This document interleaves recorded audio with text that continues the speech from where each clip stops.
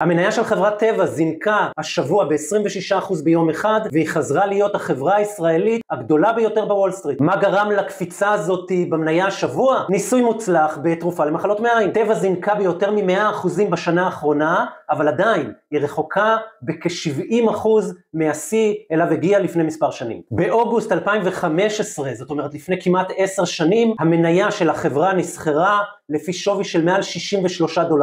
היום אפשר לקנות מניה לפי שווי של קצת יותר מ-$21.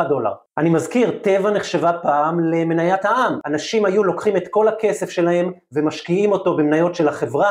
זה היה סוג של תוכנית חיסכון, מניה שרק יודעת לעלות. צריך ללמוד מזה משהו, אין דברים כאלה. גם אם אתם קונים מניה של החברה הכי טובה בעולם, של החברה הכי צומחת, כל מניה למעשה יכולה להיחתך, וצריך לקחת את זה בחשבון, וצריך להיות זהירים. מה קדימה בכל מה שקשור למניות של חברת טבע? קשה לדעת, צריך להמשיך לעקוב ולראות. האמת היא בשווי כזה של קצת יותר מ-$21 למניה, לא מדובר בהזדמנות יוצאת דופן כמו שהיה מדובר לפני שנה. כמו שאתם יכולים לראות כאן בטבלה, טבע היום היא החברה הגדולה ביותר מבין הישראליות בוול סטריט, היא נסחרת לפי שווי של קצת יותר מ-$23 מיליארד. נמשיך לעקוב, וכמובן לא מדובר פה בהמלצה לקנות את מניית טבע או כל חברה אחרת.